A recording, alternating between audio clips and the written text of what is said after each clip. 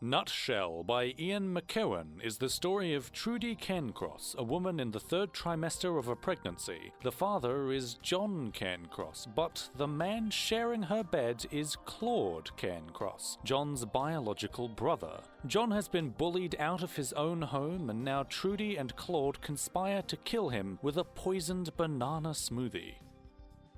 That's the whole story. Nope, for real, there's very little else to it. Nutshell doesn't aspire to tell a particularly compelling narrative. The focus of the novel is squarely on the writing. Ian McEwan forgoes complexity in favour of telling a more straightforward tale, the trade-off of which, supposedly, is that McEwan's poetic stylings will be able to carry the novel mostly on their own. The wow factor in this regard is McEwan's choice of narrator, the unborn third trimester baby occupying Trudy's womb.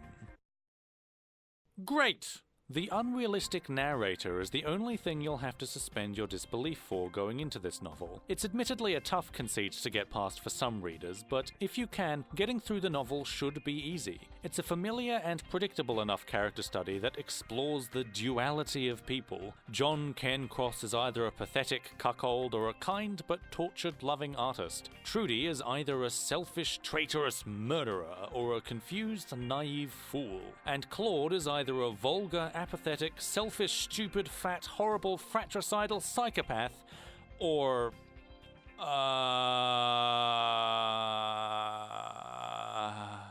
McEwan's unborn narrator combines with a well-seasoned and well-articulated style of prose to create a fascinating sense of dissonance that pervades throughout the text. Near the beginning, it's extremely unnerving how the narrator describes his fetal alcohol syndrome as him frequently enjoying sharing a cocktail with his mother. It's the kind of illustration that wouldn't be possible from any other perspective, so it was a treat to see such creativity put on display. Unfortunately, despite the novel's short length, McEwan doesn't manage to maintain this level of creativity for very long into the text. Someone on Goodreads described this novel as too gimmicky, which is a description I hate, but I have to agree with, because by the end of the story, the unborn narrator seems like it was designed to be a selling point first and a good storytelling device second. The book is absolutely littered with what I like to call random musings.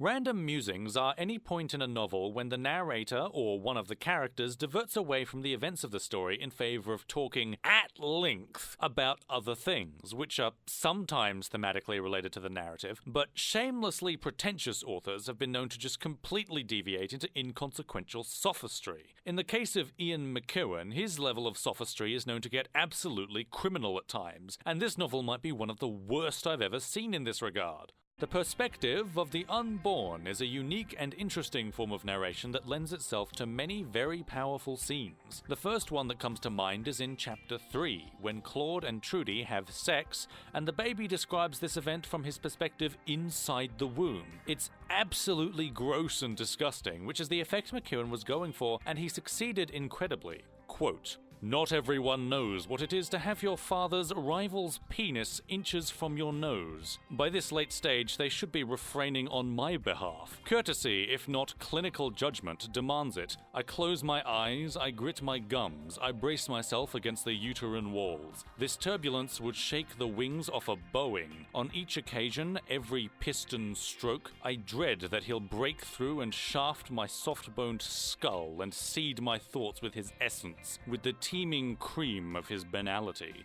End quote.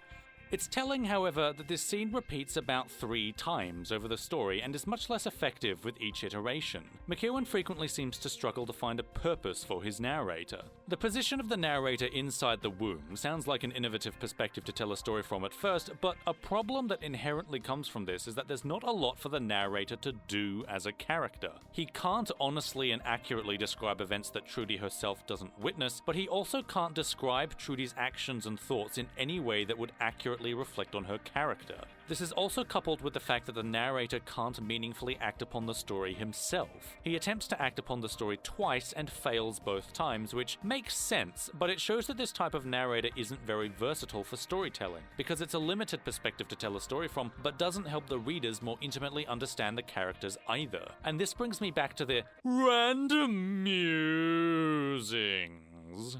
Because McEwan struggles to find things for his narrator to do, he's forced to pad out the novel with innumerable random musings. The unborn narrator has a tendency to spend more time waxing philosophical about things he couldn't possibly understand in reality than actually telling the story to the reader, which gets boring. The most engaging scenes are the ones where the characters are interacting with each other, and the least engaging scenes are the ones where the unborn narrator is blabbering about socioeconomics or whatever. You see, I can remember the scenes with Trudy, Claude, John, and Elodie, but I haven't the slightest recollection of anything the unborn narrator said while he was prattling away to nobody in particular. If you're a writer, keep in mind that audiences have a much harder time retaining isolated pieces of information, and a much easier time retaining pieces of information that are tied to characters, events, or locations.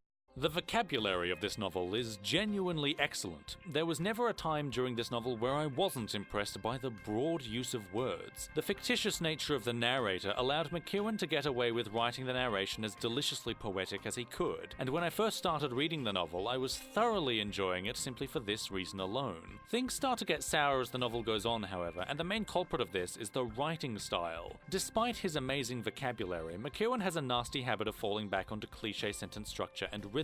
You can actually find a lot of writing techniques in nutshell that you'd expect more from a first-time author, and it seriously blew me away how utterly trite McEwan's writing style could get at times. For example, near the end of the novel you get this delectable piece of rubbish. "I think I can see the entire world in this face.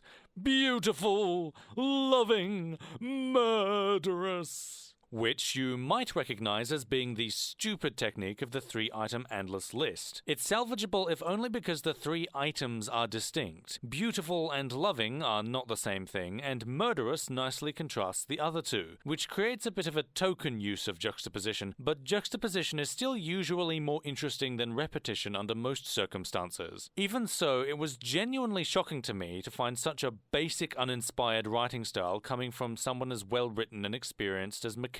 Speaking of juxtaposition, the absurdly poetic and articulated style of the narrator's voice is nicely differentiated from the style of the dialogue, which uses far simpler language with a narrower vocabulary. Artistic license is taken in that an unborn baby is somehow more well-spoken than the adults in the story, but the effect is that it gives the sense that the adults are holding back their speech. There are complexities to this story that the adults reserve themselves from mentioning forthright, and this creates a tone of obfuscation that is used to great effect when certain secrets are revealed and even the well-articulated, philosophically waxing narrator finds himself surprised. You see, I'm making this novel sound good because it genuinely has really good literary techniques at the foundational level of its structure. The novel's failures are mainly in the surface-level execution, so it hurts me to have to criticize it like this.